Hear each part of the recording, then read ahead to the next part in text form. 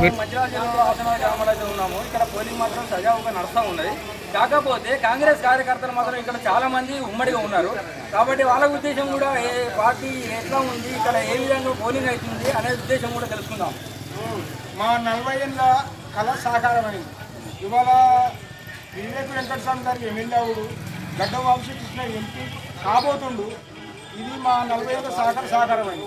మా 40 ఏళ్ళ సీనియర్ ముత్యాల బాబాగౌడు మండల పేరెంట్ ఉండి ఇక వాని అదృష్టమో మా అదృష్టమో వ్యవసాయ అదృష్టమో ఇది మన ఈ కాంగ్రెస్ పార్టీ ముందుకు తీసుకుపోయింది. దీనికి తోడుపాటు ప్రేమసార్ రావు ఉన్నాడు.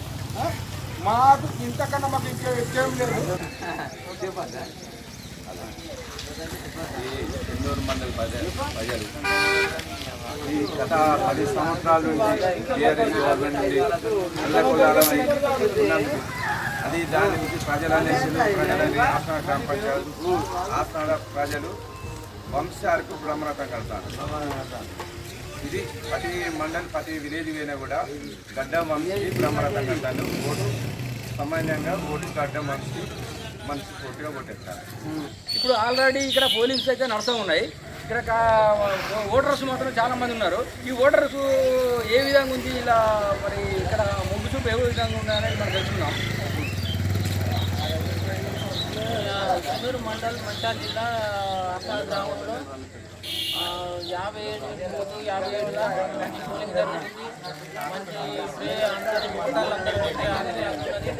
ఇక్కడ వంశీ కృష్ణకు ఎక్కువ మొగ్గు చూపుతుంది. ఇప్పుడు కాంగ్రెస్ ప్రభుత్వం స్టేట్లో ఉన్నది కాబట్టి వంశీ కృష్ణకు ఎక్కువ మొగ్గు చూపుతుందని మేము కోరుకుంటాను. అందరూ వంశీకి ఓటర్స్ అందరూ కాంగ్రెస్కి వేసి మొగ్గు కాంగ్రెస్కి అవుతుందని భావిస్తున్నాను. ఇంకా ఓటర్స్ కూడా ఉన్నారు, మిగతా వారు కూడా మాట్లాడతారు.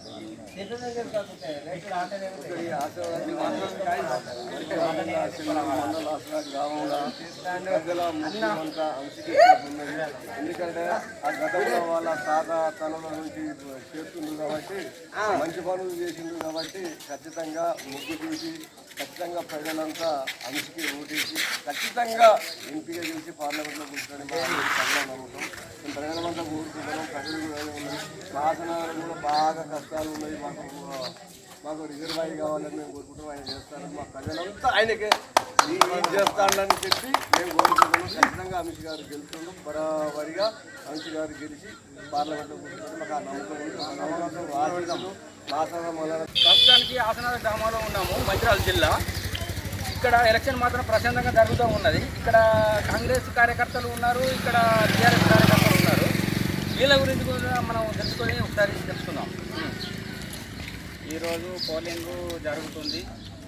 ఇక్కడ ఇది జనాలకు ఎలాంటి ఆటంకం లేకుండా, ఇబ్బంది కాకుండా జనాలకు వర్షం పడ్డా కానీ అత్యధికంగా ఇది పోలింగ్ అవుతుంది. ఇంకా నేను వాళ్ళని అనుకుంటాను. మేము కూడా ఇంకా కొంతమంది రావడం కూడా జరుగుతుంది. జనాలు లేకుండానే ఉన్నారు. ఈ పోలింగ్ వరకు ఓటేసి గెలిపించాలని నేను కూడా జనాలకు ఇబ్బంది చేస్తాను. జై తెలంగాణ. ఇక్కడ కూడా కాంగ్రెస్ కార్యకర్తలు కూడా ఉన్నారు, వాళ్ళ ఉద్దేశం కూడా తెలుసుకుందాం మనం.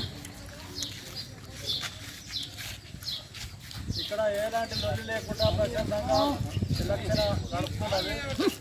ఇక్కడ ప్రజలు కూడా అందరూ అనుకూలంగా ఇంతకుముందే ఎలక్షన్ నడపడానికి సిద్ధంగా ఉన్నారు. ఓటర్ సిద్ధంగా ఉన్నారు. అధికారులు గెలిపించడానికి అందరూ సిద్ధంగా ఉన్నారు.